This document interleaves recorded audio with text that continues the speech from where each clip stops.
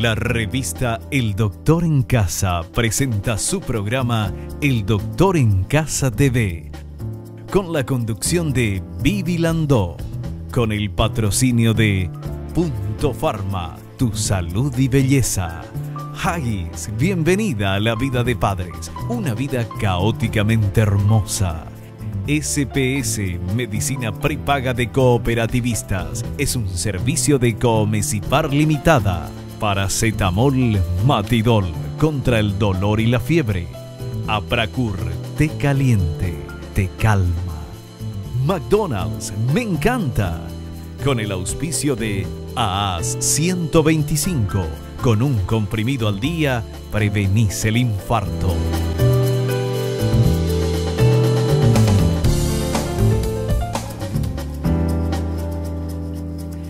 Hola, hola, hola, ¿cómo están todos? Muy, pero muy bienvenidos. Esto es El Doctor en Casa. Nosotros hoy vamos a hablar de la enfermedad de Parkinson. Quien va a hablar de esta enfermedad y quien nos va a contar toda la experiencia que tiene en el tratamiento con los enfermos de Parkinson, ese es el doctor Gustavo Báez, neurólogo. La enfermedad de Parkinson es una enfermedad frecuente que suele iniciarse entre los 40 y los 70 años de edad. No obstante, también puede aparecer antes de los 40 años. En la enfermedad de Parkinson disminuye en más del 80% la sustancia llamada dopamina. La causa de la degeneración de las neuronas es desconocida. O sea, no se sabe el inicio, el porqué, pero sí el tratamiento y cómo es la vida de una persona que tiene el mal de Parkinson. Nosotros ya tuvimos en programas anteriores, en años anteriores, a pacientes con mal de Parkinson, porque ellos tienen una asociación y vinieron y nos comentaban justamente eso. Hoy vamos a tratar el tema desde el lado médico con nuestro invitado, el doctor Gustavo Báez, neurólogo. Vamos a hacer lo que hacemos siempre al inicio del programa, que es el agradecimiento y la gratitud, porque es de bien nacido ser agradecidos y queremos agradecer por el don de la vida, por el amor, por la salud, por la familia, por los amigos, por el trabajo, por los compañeros de trabajo, porque tenemos que saber que siempre hay algo por lo cual agradecer, aunque estemos pasando por un momento difícil de nuestra vida. Siempre tenemos algo por lo cual agradecer y queremos justamente fijarnos en lo bueno y en lo positivo. Gracias a ustedes que están del otro lado acompañándonos durante todos estos años del Doctor en Casa, a los profesionales que vienen a nuestra casa, a las empresas que están apoyando a nuestro programa. Hechos los agradecimientos, voy a recibir al doctor Gustavo Báez, neurólogo. Hacemos un pequeño corte y ya volvemos con el tema.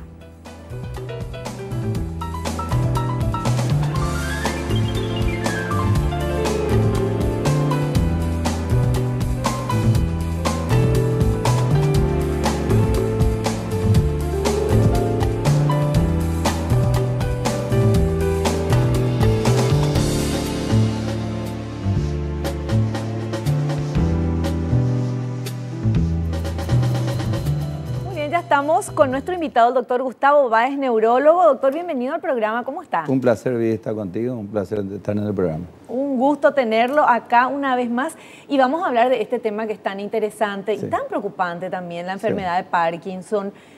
Preocupante porque vemos que hay mucha gente que tiene, y no solamente personas mayores como antes se pensaba, sino gente más joven también, y porque no hay una solución.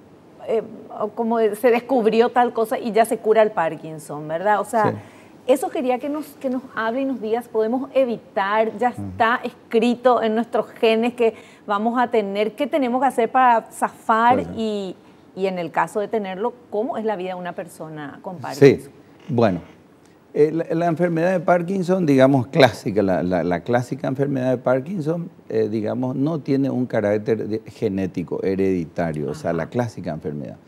O sea, puede desarrollar cualquier persona. O sea, eso hay que diferenciar de lo que se denominan parkinsonismos atípicos, donde hay personas que sufren un traumatismo de cráneo o gente que tuvo una lesión, digamos, por intoxicación de monóxido de carbono o tuvo una infección, puede desarrollar lo que se llama parkinsonismo.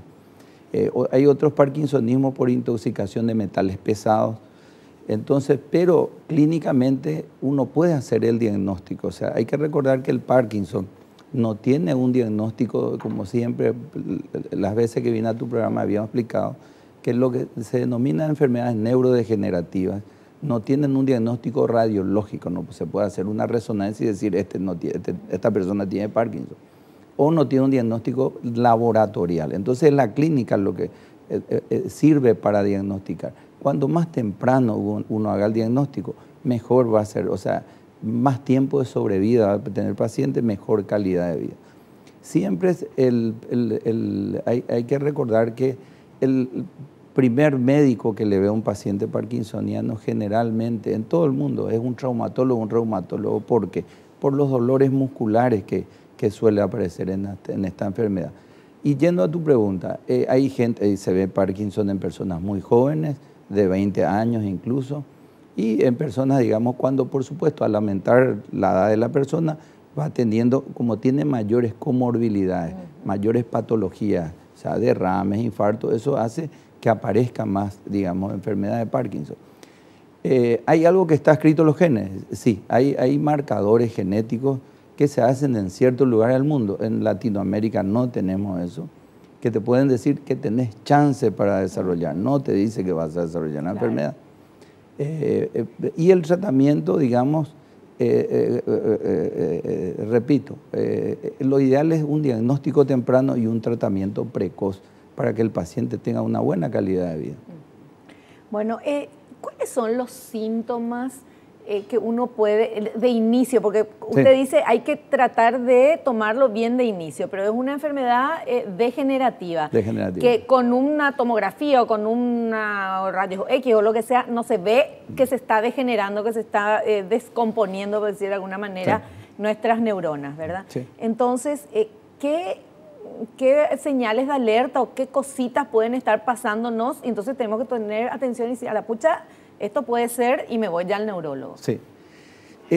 Aunque no crea, hace 7, 8 años, un poquito más, un patólogo inglés hizo un gran descubrimiento. O sea, vio que al hacer estudios anatomopatológicos, vio que había personas, hay una característica en la enfermedad cuando uno hace una autopsia de un paciente. Tienen lo que se llama cuerpos de Lewy. Son proteínas dentro de las células que se van destruyendo, ¿cierto? Bueno, esta persona descubrió que había esas sustancias ya en el abdomen empezada, en las células del plexo mientérico, en los plexos del abdomen. Bueno, entonces uno tiende a decir, ¿qué importancia tiene eso? Bueno, está lo que se llama, digamos, marcadores clínicos del Parkinson. Una persona, ¿cómo yo puedo intuir o puedo saber que una persona, porque no siempre hay que asociar Parkinson con temblor, o sea, que siempre se asocia el Parkinson con temblor. Puede una persona tener Parkinson y nunca presentar temblor, o el estadio final también puede no presentar la rigidez de un inicio, ¿cierto? Entonces, ¿cuáles son los síntomas de alerta, digamos? Entonces, estreñimiento, una persona que tenga problemas para evacuar, que sea seca de vientre, que pierda el olfato, que tenga anosmia, que pierda el olfato. Dice, yo no estoy oliendo, y tuviste un accidente, no choqué, no me golpeé la nariz, pero no huelo. Que tenga caídas frecuentes, que tenga trastornos, digamos, del sueño REM, que es un marcador, digamos, importante. Trastorno del sueño REM vendría a ser trastorno del soñar. Es la persona que habla en sueño, que patea, que se mueve, que grita en sueño, que canta, o sea, está relatando lo que está soñando. Esos son trastornos del sueño REM. Y, digamos, también hay trastorno autonómico. La persona se para y la presión le baja, le sube, se llaman disautonomía. Bueno, esos serían, digamos, los marcadores, digamos, de un parkinsonismo. O sea, está avisando que va a aparecer, que podría aparecer una enfermedad neurodegenerativa. Ya. ¿Y esa proteína que encontró este doctor? No, esa proteína siempre, o sea, los cuerpos de Lewy siempre estuvieron, pero al hacer la anatomía, en otras partes del cuerpo se vieron que había, por eso se llaman criterios de Braak. Braak fue la persona esa que dio un gran avance, que no fue en el año 2004, 2005, o sea, no hace mucho, ¿cierto? Entonces cambió un poquito, entonces uno puede hacer ya diagnóstico más temprano. O sea, ¿se busca esa proteína en algún análisis o cómo? No, esa proteína no se puede. Generalmente se encontraron en autopsia, pero al encontrarse ahí se vio por qué las personas que tenían, digamos, problemas de estreñimiento o tenían problemas, digamos, de evacuación o trastornos de la presión arterial, le decía, entonces hay una correlación entre estas. Está el término que se usa, el Parkinson empieza en el abdomen hoy día, o sea, porque tenían trastorno de evacuación, o sea, le decía, pero hay un antecedente, no hay. O sea, es normal que una persona, una mujer tenga problemas para ir de cuerpo. El varón generalmente no. Un chico joven no tendría que tener problemas o que tenga trastornos de la pérdida del olfato o que tenga que gritar la noche en sueño o que hable en sueño, se caiga de la cama. Cualquiera de estas. O sea que si uno tiene 3 de lo que cité, ya es un signo de alerta para la enfermedad de Parkinson. Ya, perfecto. Es interesante saber porque son cosas que pueden tener cualquier persona, no es una cosa así demasiado problemática y sin embargo puede estar indicando algo más grave, ¿verdad? Claro. Porque hay que recordar que los signos que aparecen, son los signos del Parkinson, el temblor, que es un temblor que antes se llamaban cuenta moneda. Cuenta moneda quiere decir que hace el temblor de contar dinero, billete, o la rigidez, cambio de postura, no siempre va a aparecer al inicio. Generalmente lo que aparece es la rigidez, es el paciente queda más, pero no se da cuenta el paciente, como son cambios muy, digamos, en 2, 3 años ocurriendo, dice, no, ahora estoy más duro, más rígido. Gente lo que tiene son dolores a nivel de hombro, de cadera, el paciente recurre al traumatólogo o al reumatólogo. En todo el mundo, digamos, la primera consulta va antes que el clínico incluso, ¿cierto? Pero lo bueno es saber que estos son marcadores clínicos de que podría aparecer dicha enfermedad. Bueno, si una persona tiene 3 de los síntomas que relató, ¿verdad? Entonces tiene que ir al neurólogo. O al clínico, en todo caso. Al clínico, sí, su clínico, y explicarle, yo tengo esto. Y me entero de que podría ser un indicador. Un indicador, no que va a tener la enfermedad. Claro, no toda la gente estreñida va a tener, no toda la gente... Que pierde la olfacción o que tiene trastorno del sueño REM, va a decir, bueno, yo voy a desarrollar. Claro. Pero sí, digamos, va a ir al clínico, le va a contar, mire, yo tengo esto, bueno, vamos a revisar cómo caminas, porque lo que primero aparece, o sea, Parkinson se define hoy día como trastorno de la postura. O sea, me va a decir, ¿qué es lo que es trastorno de la postura? Trastorno de la postura es el paciente al caminar no balancea los brazos. Una de las primeras cosas que pierde es el balanceo del brazo. Que es lo natural cuando uno camina. Cuando uno camina, ni piensa y mueve el brazo. El chico, cuando empieza a caminar, lo primero que hace es balancear el brazo para no caerse, pues la mamá está atendiendo. Cuando empieza a balancear, ese chico ya no se va a caer, ¿cierto? Al empezar a equilibrarse con los brazos. La persona que empieza con un cuadro parkinsoniano pierde el balanceo y allí las caídas, tiende a desequilibrarse. O sea, el desequilibrio y trastorno de la postura es lo que marca el inicio de la enfermedad, ¿cierto? Pero esos trastornos que citamos, pérdida de la olfacción, ya aparecen muchos años antes, ¿cierto? Y uno podría, con cierta medicación, alargar un poquito el proceso. Claro. Pero siempre recordando que cuando en todo, no acá, en cualquier parte del mundo, el diagnóstico siempre es tardío de la enfermedad. Llega tarde el paciente a la consulta, no llega temprano. Pero no llega temprano por falta de información. Por falta de información, ¿verdad? Exactamente. Por eso. Sí. Tenemos que hacer un corte. Ahora, doctor, a la vuelta del corte tenemos mucho que hablar, pero hay gente que no tiene un pulso así muy firme. Y agarra algo y como que tiembla un poquito. Después nos va a decir qué puede ser eso, si tiene que ver con Parkinson o no. A la vuelta del corte.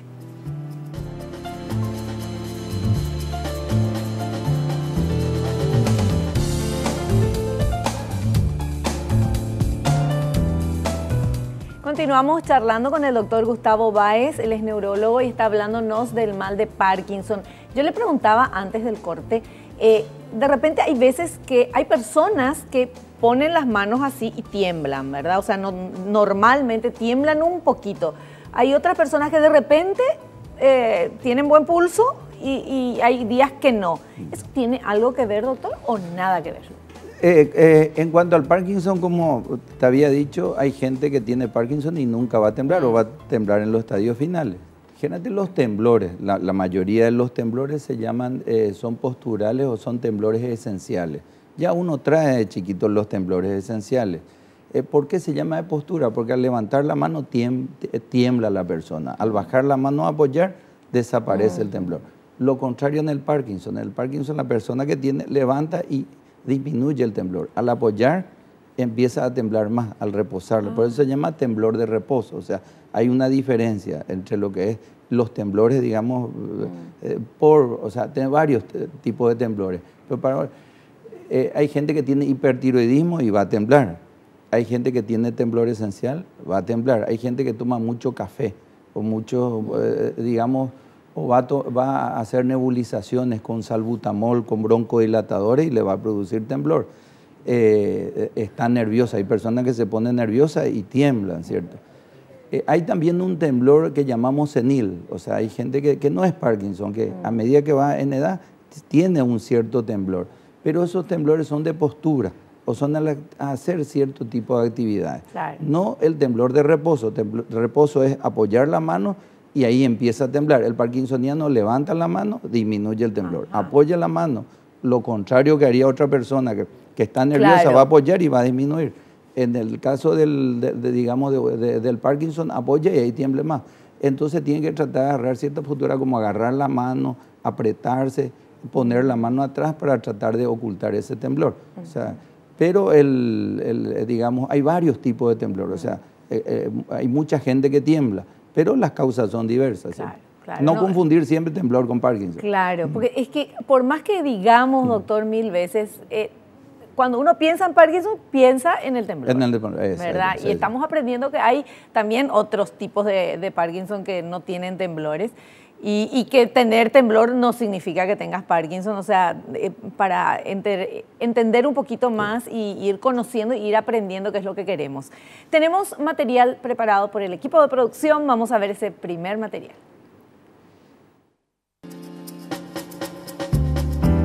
Síntomas principales de la enfermedad de Parkinson.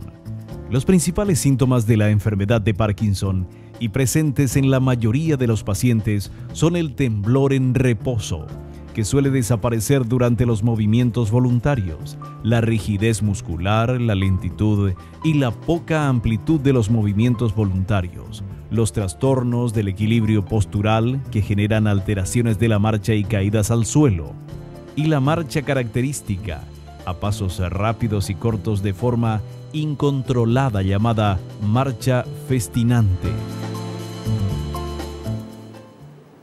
Festinante, sí. Entonces, no todo lo que tiembla es Parkinson. Sí. Entonces, ¿cuál sería el inicio de un Parkinson? O sea, ¿cómo yo definiría? Es el trastorno de la postura. El trastorno de la postura es pararme, inclinar el tronco hacia adelante y eso me hace perder el equilibrio. Como yo camino cuando tengo, hay que recordar que todo lo que se citó no es en una etapa inicial, ya en una etapa tardía. Estamos hablando de etapas iniciales, ahí donde hay que medicar para que la patología no se acelere, no se desarrolle.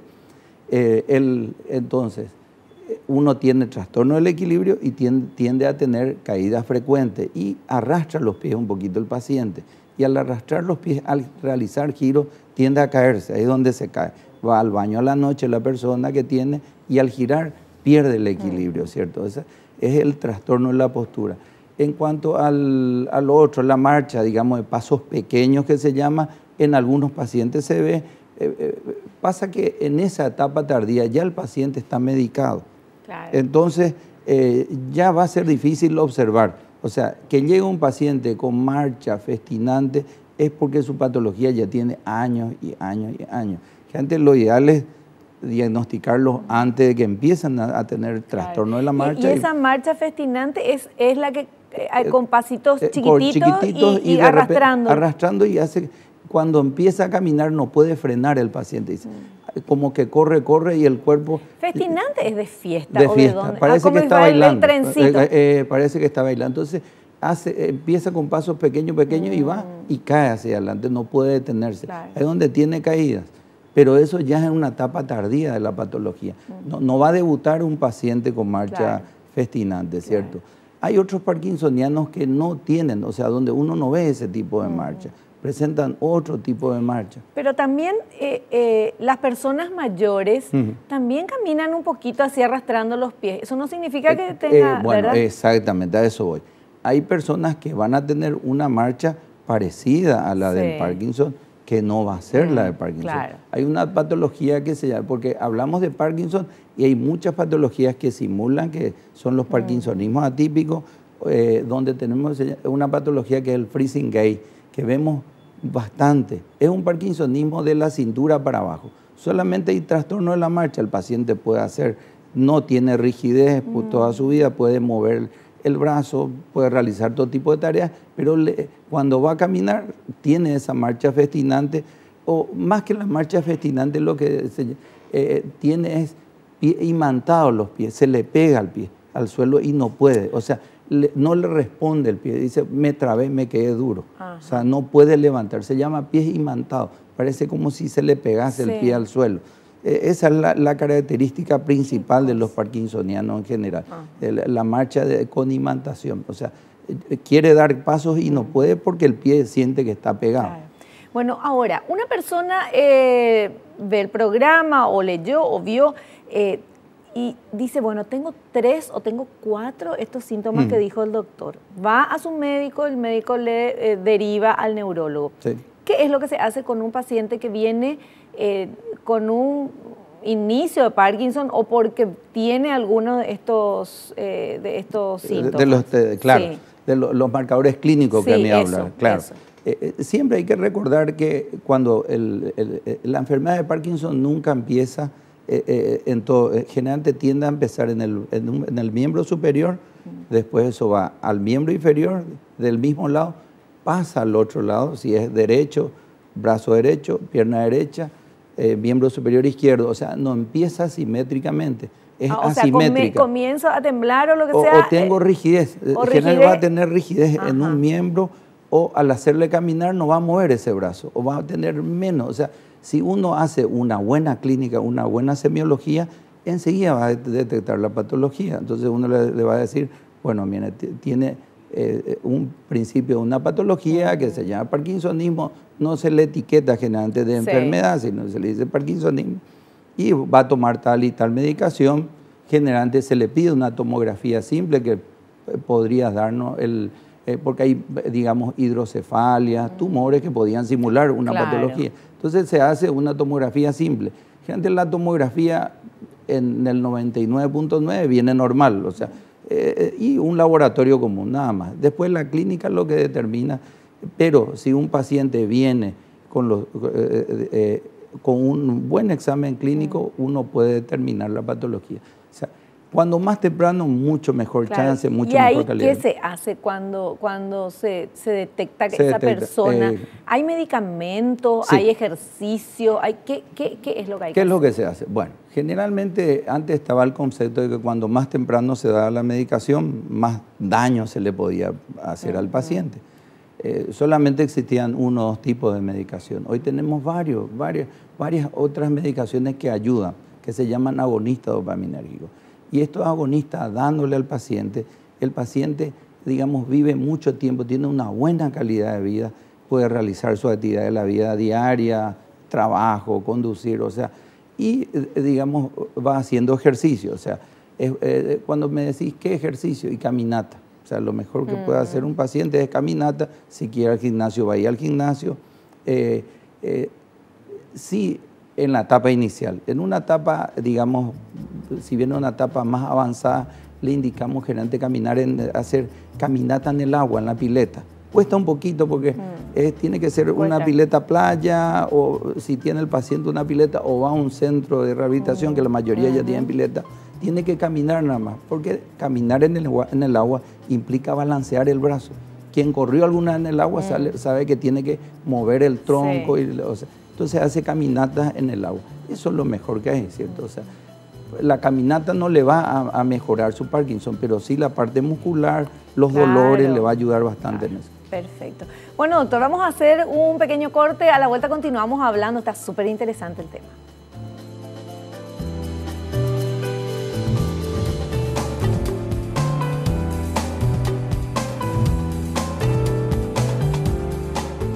Nosotros continuamos charlando con el doctor Gustavo Báez, él es neurólogo, sobre este tema de Parkinson y tenemos material preparado por el equipo de producción que queremos compartir con todos ustedes.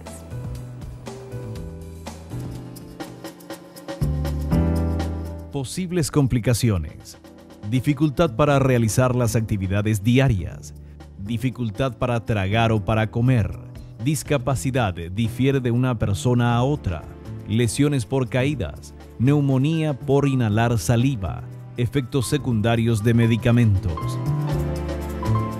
¿Está correcto? Sí.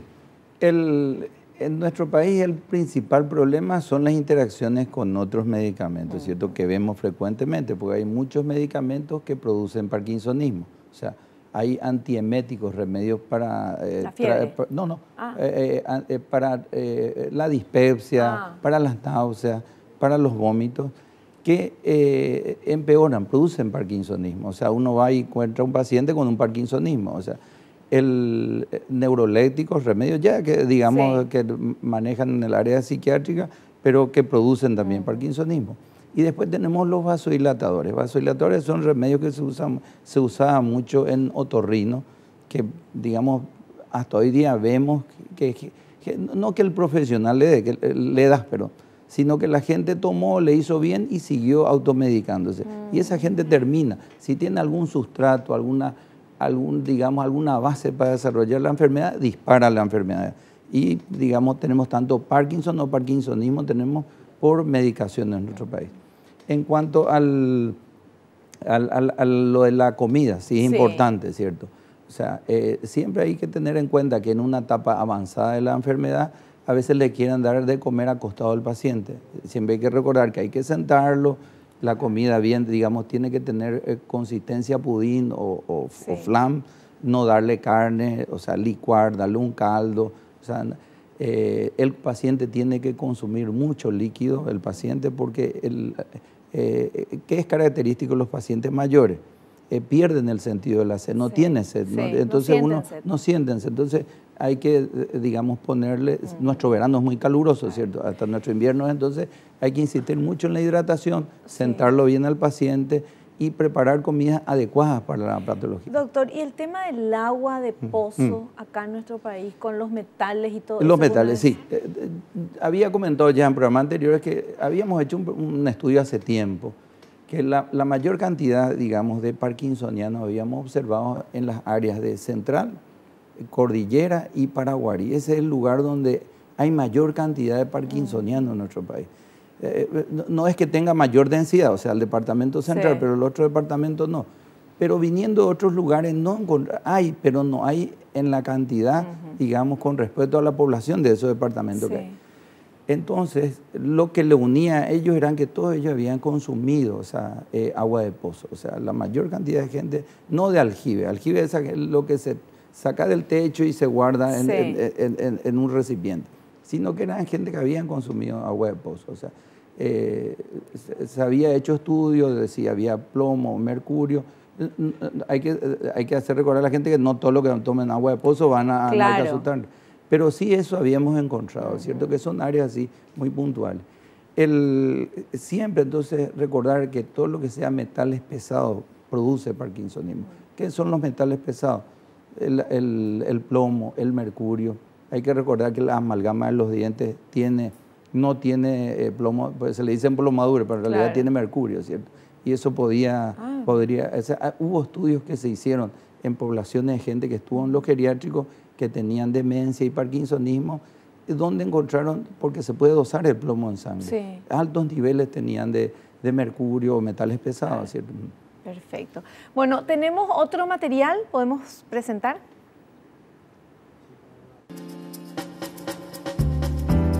Consecuencias por falta de tratamiento. Sin tratamiento, la enfermedad de Parkinson evoluciona en plazo de 5 a 10 años hasta un estado donde la persona está rígida y prácticamente sin movimientos, con temblor intenso, y donde el paciente es incapaz de valerse por sí mismo y está confinado a una silla de ruedas o inmovilizado en la cama. La disponibilidad de tratamiento farmacológico eficaz ha cambiado radicalmente el pronóstico de la enfermedad. En la mayor parte de los casos, se puede conservar una buena movilidad funcional durante muchos años y la esperanza de vida de los pacientes tratados adecuadamente se incrementa en grado sustancial. Bueno, perfecto. Esto ya nos decía el doctor, ¿verdad? Está Sí. correcto. Y tenemos otro material. No sé si quiere comentar algo de este material, No, doctor. que es importante que el paciente se diagnostique rápido, temprano, perdón, tenga un buen diagnóstico temprano, realice actividad física y que tomen los medicamentos adecuados que le van a ayudar a que tenga una buena calidad de vida. ¿Sí? Claro. Bueno, y tenemos otro material que habla de la enfermedad de Parkinson y parkinsonismo.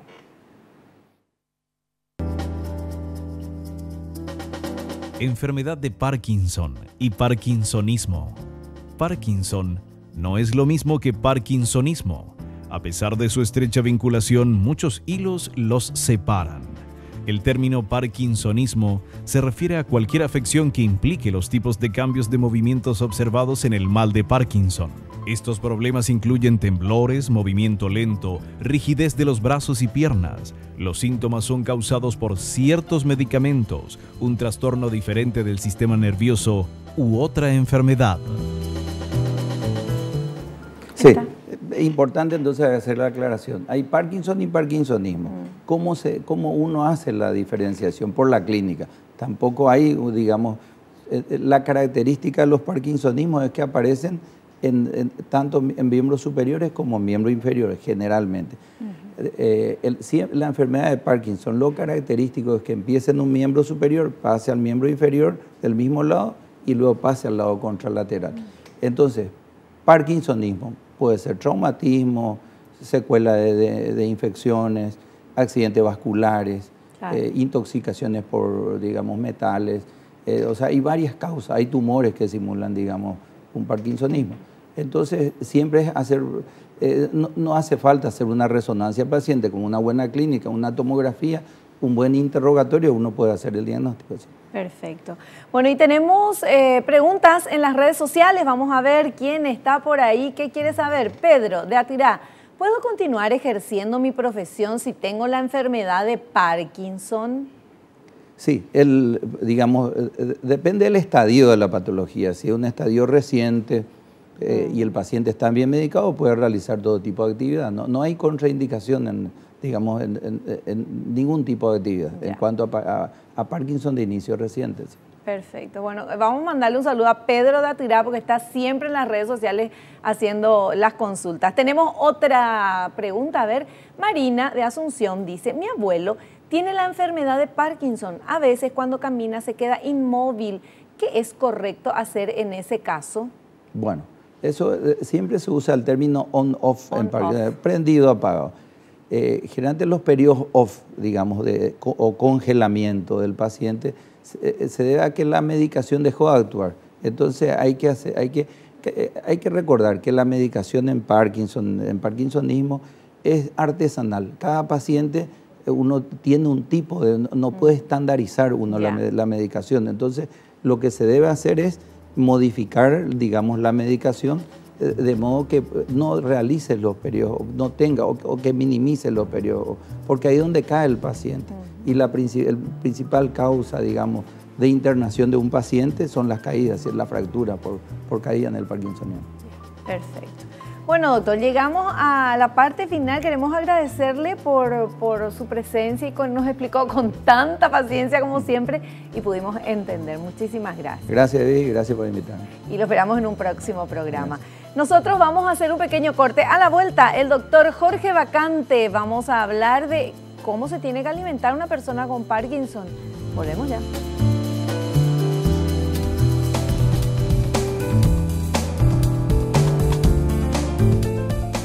Muy bien, ya estamos con el doctor Jorge Vacante, médico de familia, nutricionista. Doctor, bienvenido al programa. ¿Cómo le va? ¿Cómo le va, señor? Un gusto de estar otra vez con usted y agradecido por la invitación. Por favor, un placer tenerlo acá en la parte final del programa porque queremos saber el aspecto nutricional de este tema que tratamos hoy. Claro, el paciente con Parkinson presenta varios síntomas y signos, los cuales nos va a motivar a manejarnos en la forma alimentaria correcta o intentar de mejorar.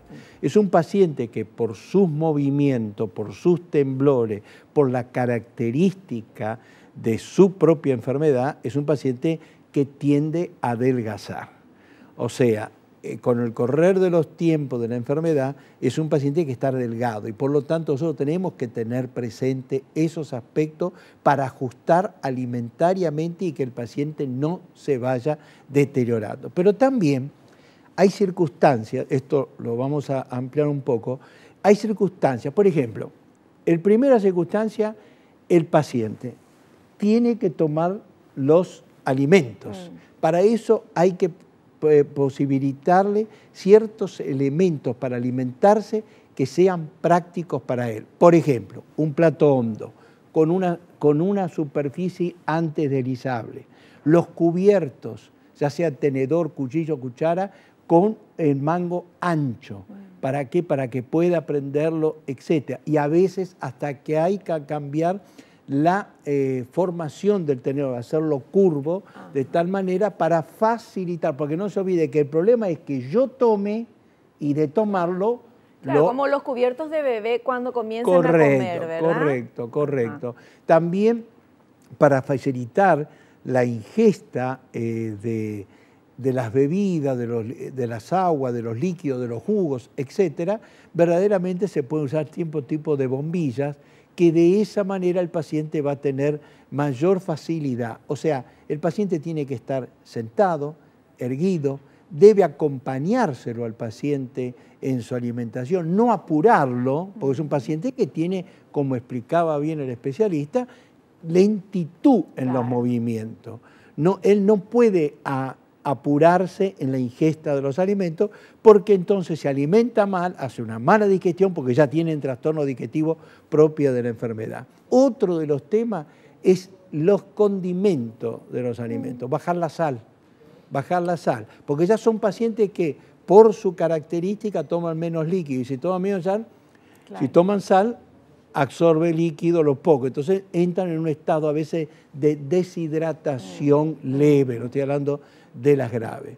Otro problema es que cuidado con el tipo de alimentación. Muchas veces vamos a tener que usar puré, vamos a tener que usar cosas que estén molidas, etcétera, la carne bien molida, el pollo bien picado. ¿Veo como los chicos cuando comienzan? De esa manera, ¿por qué? Para evitar que el paciente sufra, que se atragante con los alimentos, que generalmente empieza con la carne o con el pan. Esto hace que el paciente se alimente. Nosotros tenemos que apoyar a la medicación que el especialista da, porque una buena alimentación hace que se absorban mejor los alimentos. Eso es sumamente importante. Hay pacientes, otra de las cosas que debemos tener presente, que presentan estos pacientes por su tipo de medicación que toman, es el estreñimiento. El estreñimiento nosotros lo tenemos que evidentemente combatir. ¿Con qué? Con fibras, con vegetales, con verdura, hacer en forma de puré, en formas licuado, etcétera, que facilite la digestión. Porque como decía Hipócrates, las enfermedades se gestan en el intestino, y ya lo acabamos de sentir al especialista que dijo muchos de esos problemas a veces hay que tenerlos presentes como inicio en el intestino.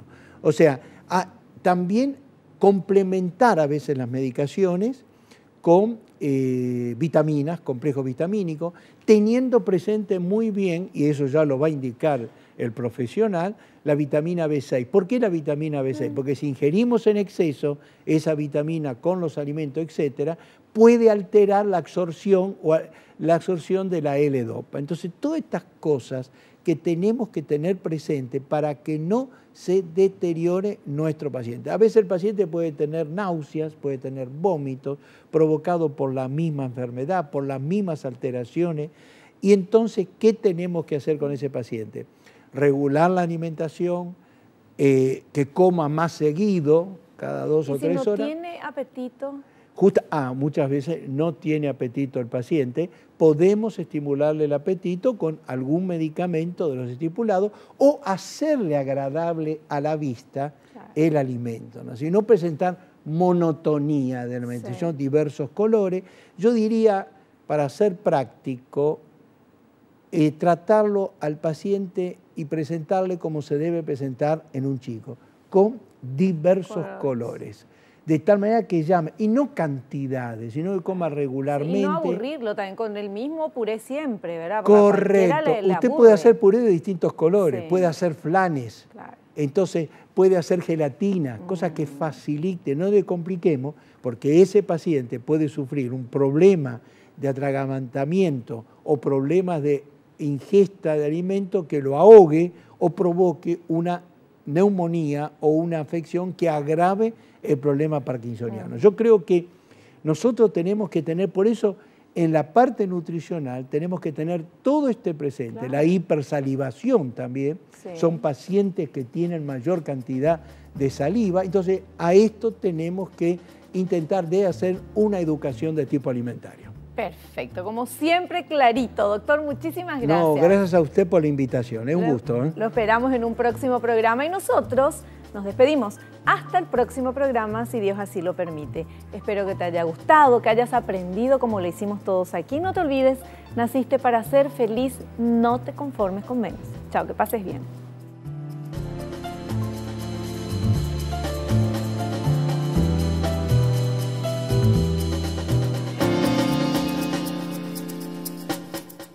La revista El Doctor en Casa presentó su programa El Doctor en Casa TV, con el patrocinio de Punto Pharma, tu salud y belleza. Haggis, bienvenida a la vida de padres, una vida caóticamente hermosa.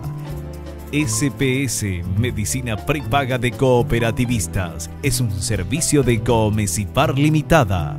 Paracetamol Matidol contra el dolor y la fiebre. Apracur, té caliente, te calma. McDonald's, me encanta.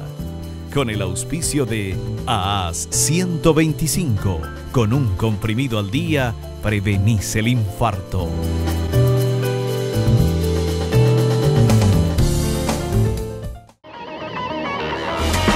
Fue una realización de Alicante.